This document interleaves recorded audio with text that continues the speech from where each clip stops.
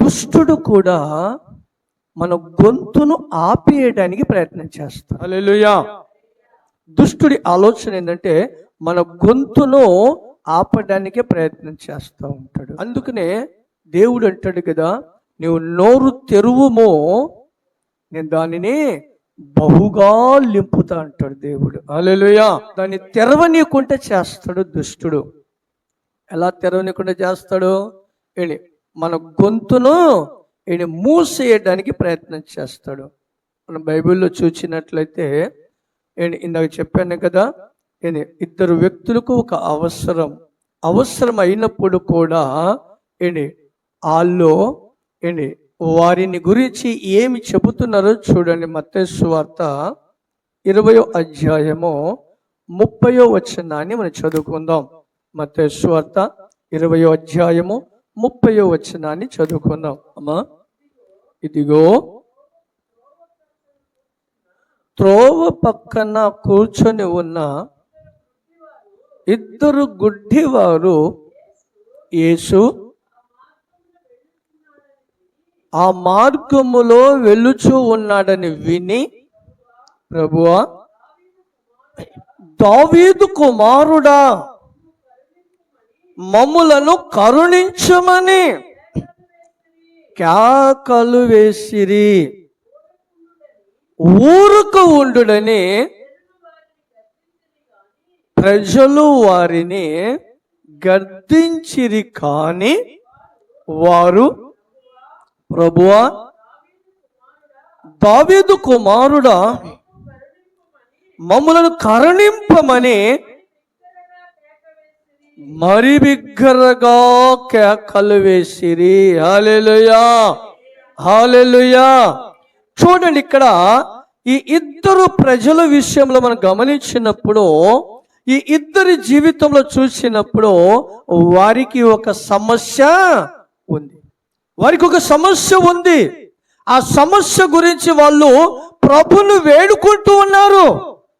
ఆ మార్గంలో వెళుతూ ఉన్నప్పుడు వారికి వినపడింది, యేసు ప్రభు ఈ మార్గంలో నుంచి వెళుతున్నాడన్న విషయం వారికి తెలిసింది.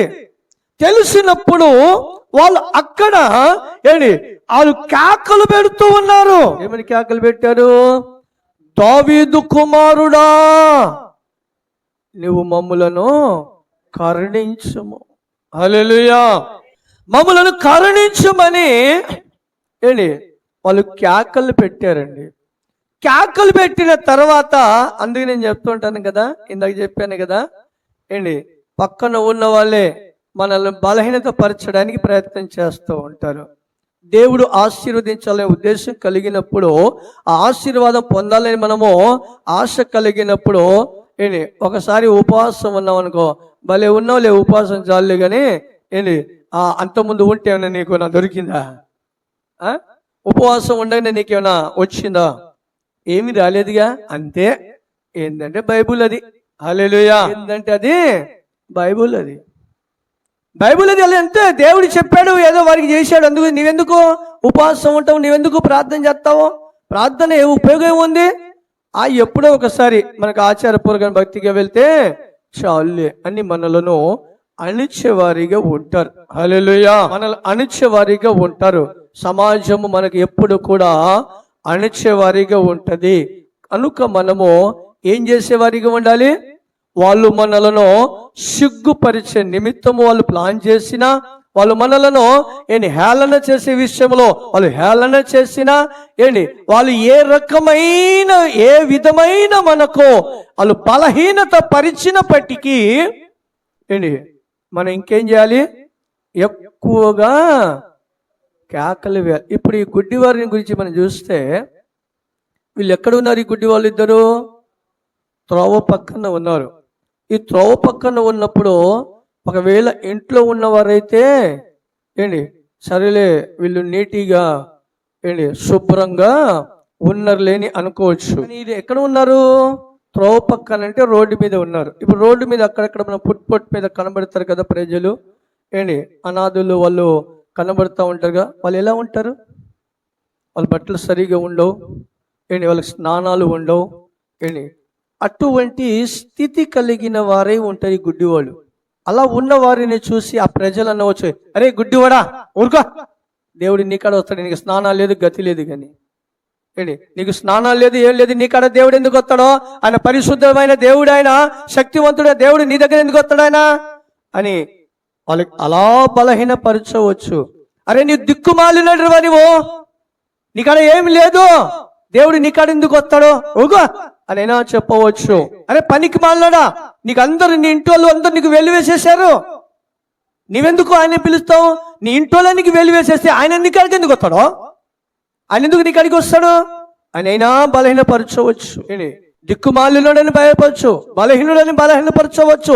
మనకు కలిగిన వాటిని బట్టియే వాళ్ళు రకరకాలుగా మనలను బలహీనత పరచవచ్చు. హల్లెలూయా. ఎంతైనా వాళ్ళు బలహీనపరచడానికి ప్రయత్నం చేస్తూ ఉంటారు. కనుక మనం ఏం చేసేవారిగా ఉండాలి, మరీ ఎక్కువగా దేవునికి ప్రార్థన చేసేవారిగా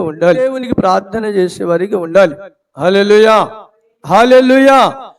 దేవునిలో ఏది చేసినా మన స్వశక్తిని బట్టి ఎక్కువగా చేయడానికి ప్రయత్నం చేయాలండి. హల్లెలూయా. ఎందుకంటే ఇది మొన్నే జరిగిన సాక్ష్యం ఎందుకంటే ఆ ఆసక్తిని బట్టి నేను చెప్తూ ఉన్నాను. పరిశుద్ధాత్మ దేవుడు చేసిన గొప్ప కార్యం. ఇప్పుడు ఈ స్థితిలో నేను వెళ్ళిపోయా, స్థితిలో వెళ్ళాను నేను, ఈ ప్రజల స్థితిలో కూడా నేను వెళ్ళా, వాస్తవం ఒప్పుకోవాలి. హల్లెలూయా. నేను కూడా ఆసక్తితో ఉన్న వ్యక్తిని ఎందుకులేయా వద్దులే ఇప్పుడు అని చెప్పాను నేను. ఏంటంటే మొన్న శుక్రవారం రోజు అబ్బాయి భోజనాలు ఏర్పాటు చేసేటప్పుడు అన్ని ఐటెం తెచ్చేసుకున్నాడు. ఇచ్చిన తర్వాత సాయంత్రం మళ్ళీ ఫోన్ చేసి స్వీట్ ఎంతవరకు తీసుకురావాలి పాస్టర్ గారు అన్నాడు. బాబు ఫోన్ చేశాను. ఫోన్ చేస్తే నేనన్నా ఎందుకులేయా ఖర్చు పెడతావు, భోజనం పెడుతున్నావు, పలావే పెడుతున్నావు కదా, ఎందుకు స్వీట్ వద్దులే ఆపేయమన్నా నేను. వాస్తవానికి అడగండి, ఇంకా ఫోన్లో మాట్లాడింది, ఆపే వద్దులేయా, ఇప్పుడే చాలా ఖర్చు పెడుతున్నావు. ఎందుకంటే నేను మీకున్న పరిస్థితిని చూసి నేను అలా మాట్లాడగలిగాను, పరిస్థితిని చూసి అలా మాట్లాడగలిగాను. కానీ మీలో ఉన్న ఆ ఆసక్తిని బట్టి అది ఏమైందిలే పాస్టర్ గారు, అది చిన్నదే అన్నాడు. దేవునికి స్తోత్రం. హల్లెలూయా. సరేలే అది నీ ఇష్టం ఇక అని చెప్పేసేసా. తర్వాత నేను ప్రార్థన చేశా, ప్రభువా నేను కాస్త వారి వైపు ఆలోచించి నేను వద్దని చెప్పాను, కానీ ఆయనలో ఉన్న ఆ ఆసక్తిని బట్టి అతని కుటుంబానికి కృపను అనుగ్రహించు అన్న. హల్లెలూయా, హల్లెలూయా. ఆ రోజే సాయంత్రం భోజనం చేసాం, ఆ రోజు నైటే జీతాలు వచ్చేసాయి. 2-3 నెలల నుంచి ఆగిపోయిన జీతాలు అండి. హల్లెలూయా. దేవుడు కానీ అంటే నేను మీ పరిస్థితిని చూస్తూ ఉన్నాను, చాలయ్యా ఇప్పుడు పెట్టింది కానీ దేవుడు ఏంది దాని ద్వారాగా ఆ ఆసక్తిని చూసి ఆగిపోయిన ద్వారాలను ఆయన తెరిచేవాడు. హల్లెలూయా, హల్లెలూయా. అందుకనే కొన్ని సందర్భాలలో కూడా మా ద్వారాగా కూడా మీకు బలహీనత పడే సందర్భాలు వస్తాయేమో. నేను చెప్పే మాట ఏంటంటే మా ద్వారాగా ఒకవేళ మీరు బలహీనత పడే సందర్భాలు వస్తాయేమో. మాటల ద్వారా కావచ్చు, మా ఆలోచన ద్వారాగా కావచ్చు, ఏది ఏమైనప్పటికీ మీలో ఇంకా ఎక్కువగా ఏం చేయాలి, ఆసక్తిని పెంచాలి. హల్లెలూయా. ఆసక్తిని పెంచాలి. ఇక్కడ ఈ ప్రజలు చేసిన పని అదే. వారికి అవసరము, వారిద్దరికి ఏం అవసరము, వారికి దేవుని ఆశీర్వాదము అవసరం. మనుషులది మాత్రం ఏమాత్రమో పనిచేయదు. అక్కడ మనుషుల ఆశీర్వాదం అయితే వారికి ఏదో డాక్టర్లను, ఆ రోజులో అనేకమైన డాక్టర్లు ఉన్నారు, మెడిసిన్స్లు ఉన్నాయి, ఆయుర్వేద మందులు ఏదేదో ఉన్నాయి. కానీ వాడితే అది తగ్గేదైతే వాడగలిగే వాళ్ళము, కానీ అది మనుషుల ద్వారా జరిగేది కాదు. హల్లెలూయా. మనుషుల ద్వారా జరిగేది కాదు కనుక అది దేవుని ద్వారా జరిగేది. అది కనుక దేవుడు అంటున్న మాట ఏంటంటే వాళ్ళు మనుషులు ఎవరైనా సరే, ఎటువంటి పరిస్థితి అయినా సరే, వాళ్ళు మీకు బలహీనత పరచడానికి ప్రయత్నం చేసినా మనలో ఉండవలసినది ఏంటంటే ఆసక్తి ఎక్కువగా పెంచాలి. హల్లెలూయా. దేవుని యందు ఆసక్తి మరీ ఎక్కువగా చేశారు. చూడండి అక్కడ ఎంత చక్కగా రాయబడేది. వాళ్ళు ముందు ప్రార్థన చేశారు, దేవునికి కేకలు పెట్టారు.